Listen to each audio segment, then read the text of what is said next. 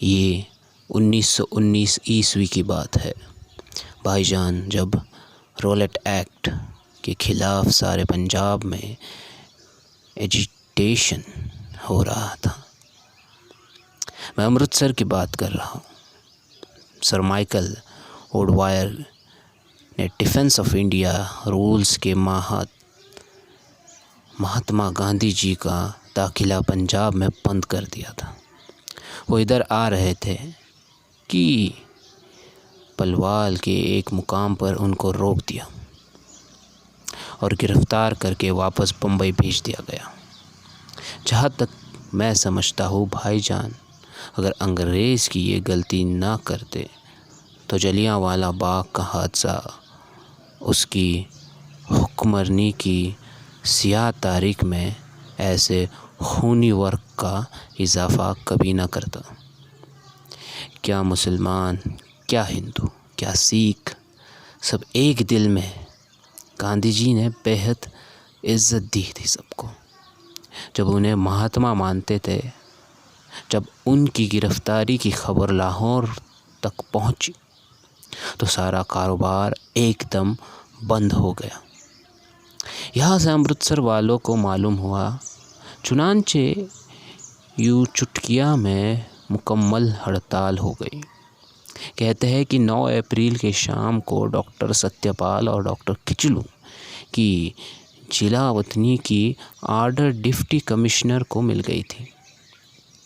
وہ ان تک تمیل کے لیے اور ان کی تیاری کے لیے، کیونکہ اس کے خیال کے مطابق امرتسر کے کسی بھی ہیجان خیز بات کا خطرہ نہیں تھا۔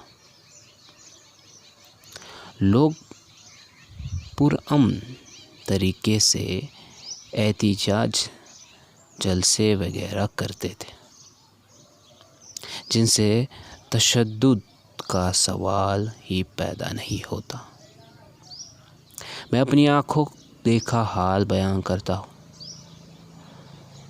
9 کو رام نومی تھی۔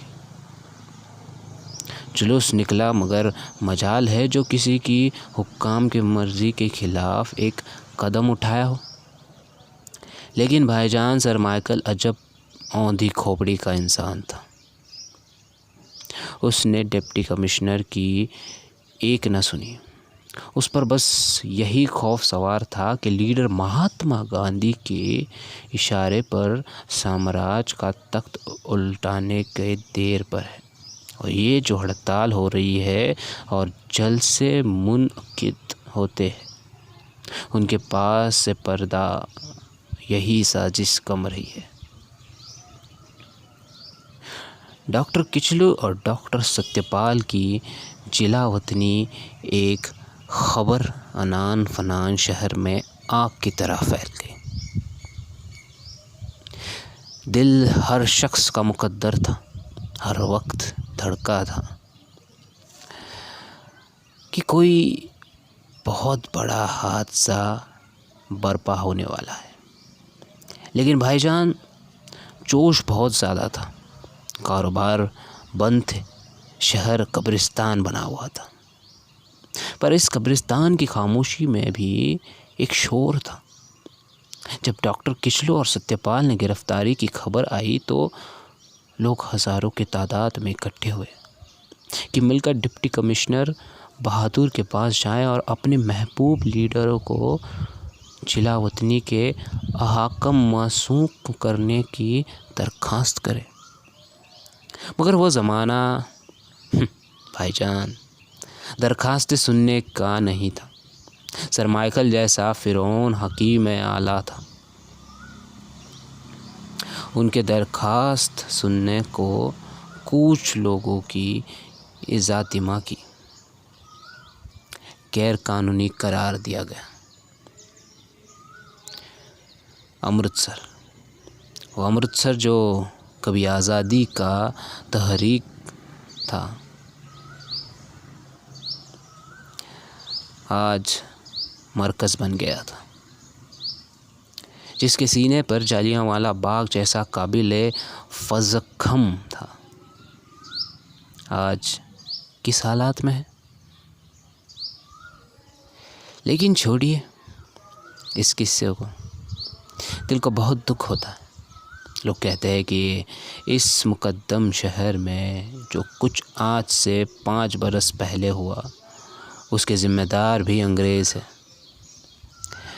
ہوگا بھائی جان، پر سچ پوچھیے تو اس لہو میں جو وہاں بہا ہے ہمارے اپنے ہی ہاتھ رنگے ہوئے، ہمارے اپنے ہی ہاتھ رنگے ہوئے نظر آتے ہیں۔ خیر، ڈپٹی کمشنر صاحب کا بنگلہ سول لائنز میں تھا۔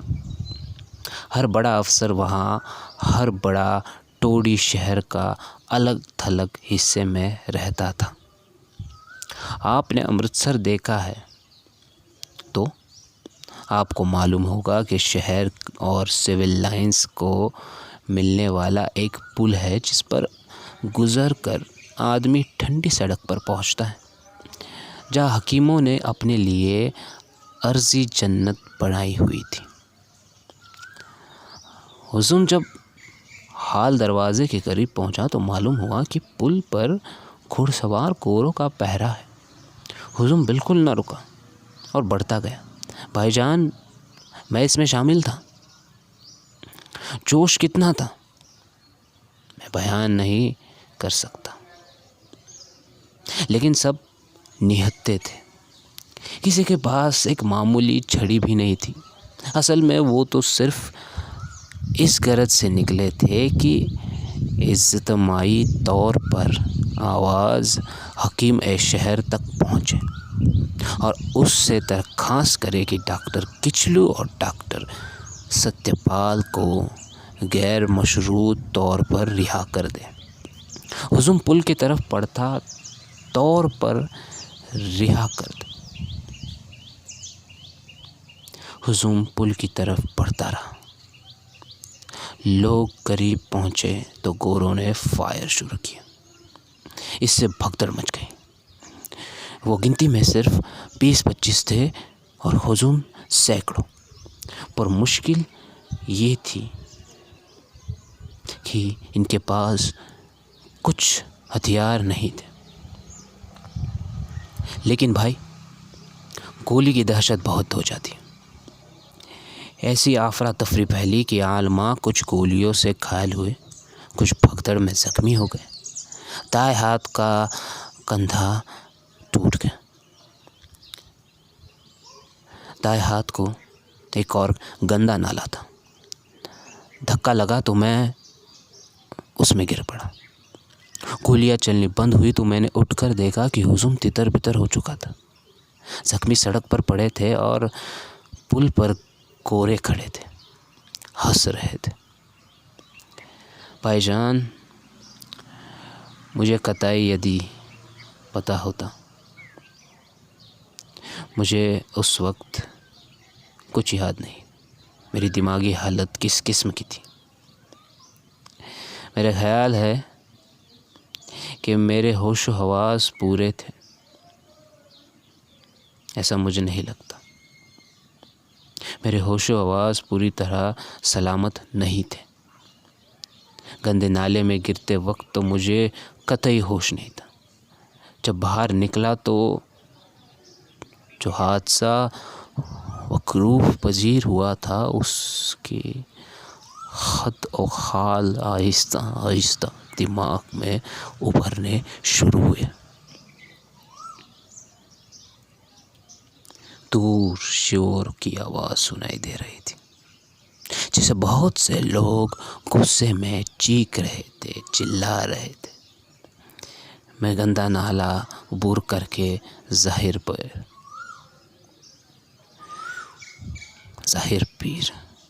کے تکیے سے ہوتا ہوا ہال دروازے کے پاس پہنچا تو دیکھا کہ 30-40 نوجوان جوش میں بھرے پتھر اٹھا کر دروازے کی گھڑیال پر مار رہے تھے۔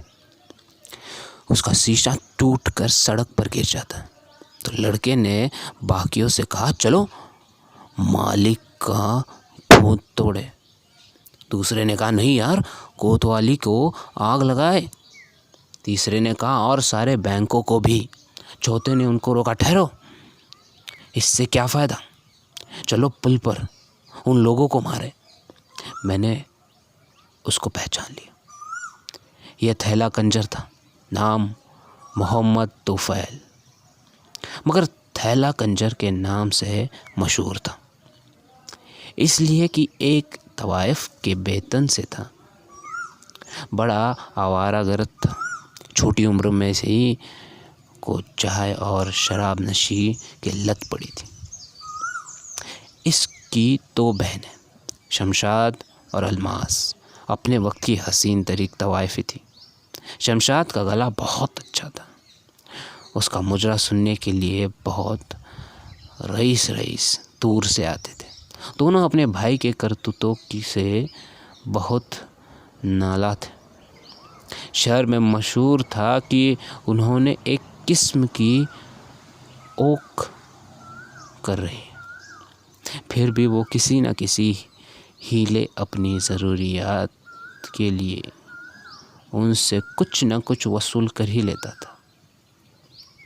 वैसे बहुत खुशपोश रहता था, अच्छा खाता था, अच्छा पीता था, बड़ा नफासत पसंद था।